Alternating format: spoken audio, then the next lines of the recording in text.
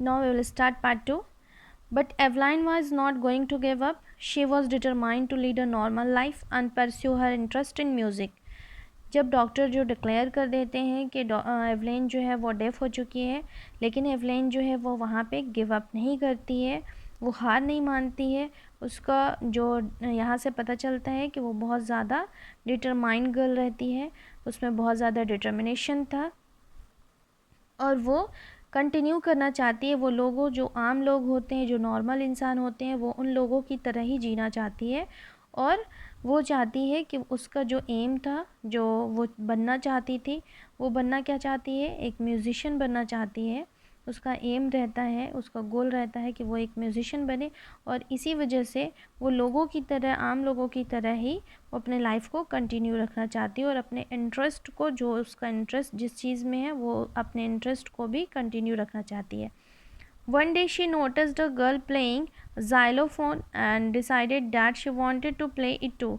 बता रहे कि एक दिन जो है एक लड़की रहती है, वो ज़ाइलोफ़ोन चला रही थी. तो एवलिन जो है वो भी डिसाइड करती है कि वो भी इस म्यूज़िक यानी म्यूज़िकल इंस्ट्रूमेंट को चलाएगी. Most of the teachers discouraged her, but percussionist Ron Fropp spotted her potential. बहुत सारे टीचर जो हैं उसको डिस्करेज करते हैं क्योंकि वो एक डेफ रहती है, इस वजह से. बट जो परक्यूशनिस्ट रॉन फ्रॉप्स रहते हैं, वो जो हैं वो उसे इनकरेज करते हैं, उसके पोटेंशियल को इनकरेज करते हैं. वो चाहते हैं, वो जब देखते हैं कि उसमें इतना ज़्यादा चाहत है, तब एक म्यूज़िशियन बनने की, तो वो इस चीज़ को अप्रिशिएट करते हैं और वो चाहते हैं कि वो भी जो है वो एक अच्छी म्यूज़िशियन बने. परक्यूशनिस्ट मीन्स क्या होता है, जो लोग जो तबला वगैरह बजाते हैं उन्हें परक्यूशनिस्ट कहते हैं, जो ढोल तबला वगैरह बजाते हैं. तो उस टाइम के जो फेमस थे वो कौन थे, रॉन फ्रॉप्स थे, जिन्होंने जब देखा है एवलाइन को, तो वो समझते हैं और वो जानते हैं कि ये जो है इसमें क्या है, डिटर्मिनेशन है, वो कुछ करने की चाहत है. इसी वजह से वो उसे इनकरेज करते हैं, वो चाहते हैं कि वो जो है वो एक अच्छी म्यूज़िशियन बने. He began by tuning two large drums to different notes.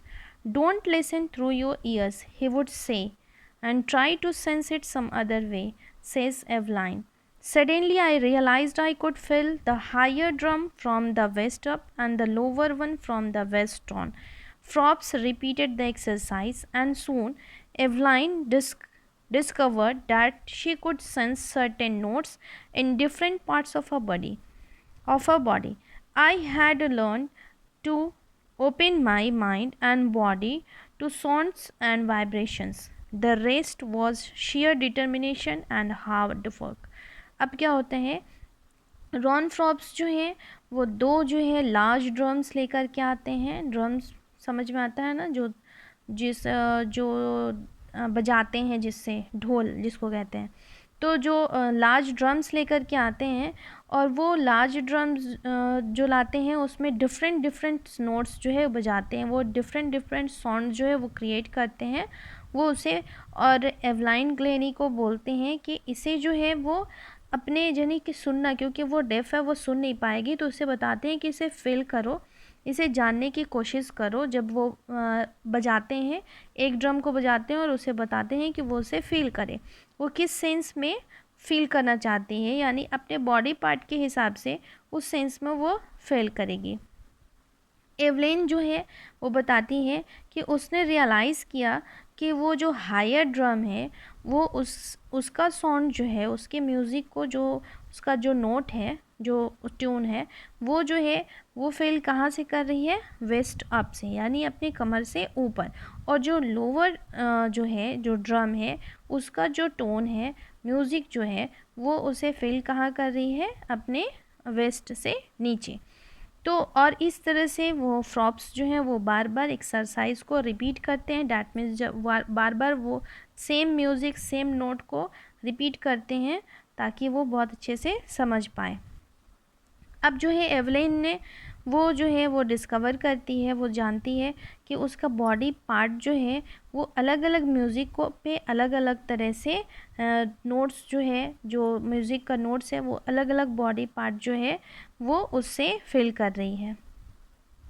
And यहाँ पे बता रहा है जिस तरह से हर एक चीज़ को सीखने के लिए माइंड का जो है वो खुला होना, यानी माइंड ओपन होना बहुत ज़रूरी है, तभी इंसान जो है उस चीज़ को समझ पाएगा। यहाँ पे भी बता रही है कि उसने म्यूज़िक को जो है वो अपने माइंड को बहुत अच्छे से माइंड को ओपन करके और अपने बॉडी के पार्ट से जो है वो वाइब्रेशन जो हो रहा था, साउंड जो जब जैसे म्यूज़िक जब भी कोई चीज़ जो है वो बजती है तो वाइब्रेशन होता है, तो वो चीज़ जो है वाइब्रेट करती है, उससे वाइब्रेशन क्रिएट होता है। तो बता रहे हैं कि उस वाइब्रेशन से वो साउंड के वाइब्रेशन से वो समझती है कि किस टाइप का साउंड इस वक्त बज रहा है, यानी कि कौन सा म्यूज़िक है। और इस तरह से उसके स्ट्रॉन्ग डिटर्मिनेशन और हार्ड वर्क की वजह से वो एक बेस्ट म्यूज़िशियन बन सकी। She never looked back from that point onwards, बता रहे उस टाइम के बाद से उसने कभी भी पीछे मुड़कर नहीं देखा। She toured the United Kingdom with a youth orchestra and by the time she was 16 she had decided to make music her life. बता रहे हैं कि यूनाइटेड किंगडम में जब वो टूर पे थी, यूनाइटेड किंगडम जा रही थी, किस चीज़ के लिए, यूथ ऑर्केस्ट्रा के लिए वहाँ पे जा रही थी यूनाइटेड किंगडम में। जब वो सिर्फ 16 ईयर्स की थी तभी उसने डिसाइड कर लिया था कि म्यूज़िक ही उसका लाइफ होगा, वो अपना कैरियर जो है वो म्यूज़िक में ही बनाएगी। She auditioned for the Royal Academy of Music and scored one of the highest marks in the history of Academy. She gradually moved from orchestral work to slow performance. At the end of her 3 years course, she had and captured most of the top awards. उसके बाद वो बता रहे हैं उसके बाद से उसने हमेशा जो है आगे ही बढ़ती चली गई। यूनाइटेड किंगडम में जब वो जाती है, जब वो सिर्फ 16 ईयर्स की रहती है, तभी वो डिसाइड कर लेती है कि म्यूज़िक उसकी लाइफ होगी। उसके बाद बता रहे हैं कि वो ऑडिशन के लिए गई थी रॉयल एकेडमी ऑफ म्यूज़िक में, जहाँ पे उसने जब म्यूज़िक दिया था तो उसको सबसे ज़्यादा जो है वो स्कोर मिला था और वो हिस्ट्री बन गया था उस टाइम के एकेडमी का, कि उस एकेडमी में उस टाइम तक उससे पहले किसी को भी इतना हाईएस्ट स्कोर नहीं मिला था। और फिर वो धीरे धीरे क्या बता रहे हैं कि वो आगे बढ़ती चली गई और पहले जो है बोल रहा है she gradually moved from orchestral work to slow performance. वो पहले जो है वो ऑर्केस्ट्रल वर्क डैट मीन्स वो ग्रुप परफॉर्मेंस करती थी, उसके बाद वो slow performances that means single performance करने लगी। तो पहले वो ग्रुप में करती थी, फिर वो सिंगर में भी करने लगी।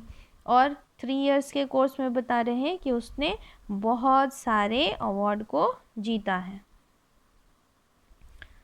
And for all this, Evelyn won't accept any hint of heroic achievement. If you work hard and know where you are going, you will get there. And she got right to the top, the world most and sought after multi-percussionist with a mastery of some 1,000 instruments and hectic international schedule. अब क्या बता रहे हैं कि इतना कुछ होने के बाद भी उसमें क्या नहीं था, थोड़ा सा भी प्राउडनेस नहीं था और उसे देख कर के कोई नहीं कह सकता था कि उसने इतना सारा कुछ अचीव किया है। उसका कहना था कि अगर आप हार्ड वर्क करेंगे और आप जानेंगे और आपका एक एम होगा कि आपको क्या करना है अपने फ्यूचर में, अपने लाइफ में, तो और उसके लिए अगर आप वर्क करेंगे, बहुत ज़्यादा मेहनत करेंगे, तो आपने जो चाहा है वो आपको ज़रूर मिलेगा। और इसी वजह से वो कहाँ पे है, टॉप पे। वो वर्ल्ड की मल्टी परक्यूशनिस्ट बन गई और जिसे क्या था, वो मास्टर हो गई थी, जिसे थाउजेंड्स जो इंस्ट्रूमेंट, म्यूज़िकल इंस्ट्रूमेंट जो है वो चलाने आते थे। और बता रहे हैं कि वो दुनिया की बहुत ज़्यादा बिजिएस्ट जो है वो पर्सन बन गई थी। बाकी हम लोग नेक्स्ट पार्ट में पढ़ेंगे।